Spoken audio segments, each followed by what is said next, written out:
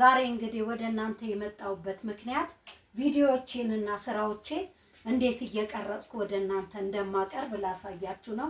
እንደምታዩት ምንም አይነት ትራይፖድ የለኝም ወይም ደግሞ ሪንግ ላይት የለኝም። ላይት የምጠቀመው በዚህ በመስኮቱ ላይት ነው እና በተረፈ ትራይፖድም የለኝም። እንደምትመለከቱት እዩት፣ ስልኬን እዚህ ላይ ነው የሰቀልኩት። እንጨት አጋድም ያለው እዚህ ላይ እንዳይወዛወዝብኝ ድንጋይ ጭኜበታለሁ። የምቀርጸው ጠረጴዛ ላይ ሌላ ጠረጴዛ ደርቤ እንጨቱን አጋድምና ስልኬን እዚህ ላይ አስይዤ ከዛ በኋላ ድንጋይ እዚህ ላይ ጭኜ እንዳይንቀሳቀስብኝ ወይም እንዳይንቀጠቀጥብኝ፣ ለምን ሰው ያዙልኝ ቢባል የመንቀጥቀጥ ጸባይ ስለሚያመጣ ያንን ችግር እንዳይፈጥርብኝ በማለት እንደዚህ አድርጌ ድንጋይ ደርቤ እንጨት እንደዚህ አድርጌ በብር ላስቲክ ነው ይሄንን የማስይዘው። ስልኬ እንዳይንቀሳቀስ ወይም እንዳይወድቅ በብር ላስቲክ፣ የብር ላስቲክ አለ አይደል?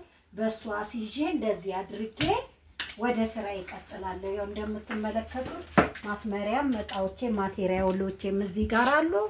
ይሄው እንደምትመለከቱት እዚህ ጋር ካሜራዬን ኦን አደርግና መቅረጽ ጀምራለሁ። ይሄው አሁን ካሜራዬ በርቶልኛል። እንደምትመለከቱት ይታያችኋል ብዬ አስባለሁ። ካሜራዬ ኦኖልኛል። ከዛ ወደ ስራው ቀጥላለሁ።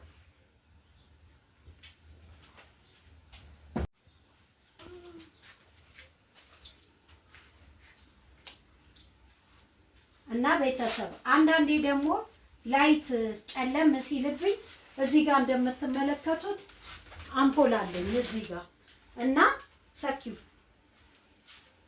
እንደዚህ አይነት አምፖል አበራና እጠቀማለሁ። ጨለም ሲልብኝ ቦታው ሲጨልምብኝ እንዲህ አይነት አምፖሎችን አበራና እጠቀማለሁ። እና ሰው ባለው ነው የሚጠቀመው፣ ባለው ነው እንትን የሚል አባባል አለ በእኛ በሀገራችን። ቃላቱን መጠቀም ስላልፈለኩ ነው።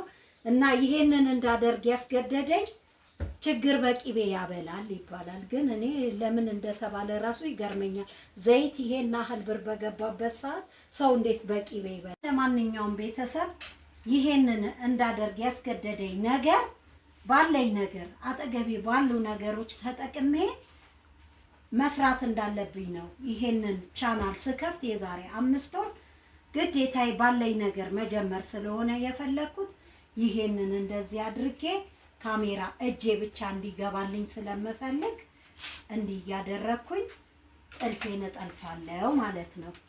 እና እንደምትመለከቱት እዚህ ላይ ያለውን ኦን አድርጌዋለሁ። ኦሬዲ እየቀረጸልኝ ነው።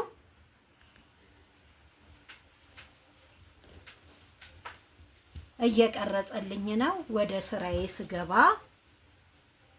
እጄ ነው የሚታየው። እንግዲህ ድምጽ አንዳንዴ ያንሰኛል፣ ምክንያቱም ኔክ ማይክ የለኝም ብያቸዋለሁ። ድምጼን በጣም ከፍ እያደረኩ ነው እምቀርጸው።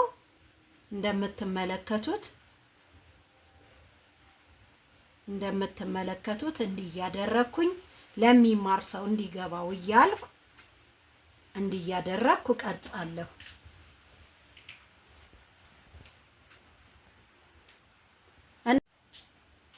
እና ውድ ቤተሰቦቼ ይሄኛውም እየቀረጸ ነው። ልላችሁ የፈለኩት ነገር ባለን ነገር ስራ ብንጀምርና ነገ ደግሞ የተሻለ ደረጃ ላይ ስንደርስ ትራይፖዱንም ሪንግ ላይቱንም ገዝተን መጠቀም እንችላለን ለማለት ያክል ነው። በጽሞና ስለተከታተላችሁኝ አመሰግናለሁ። ቻናሌን ግን ላይክ፣ ሼር፣ ሰብስክራይብ አድርጉኝ፣ አበረታቱኝ። አመሰግናለሁ። ሰብስክራይብ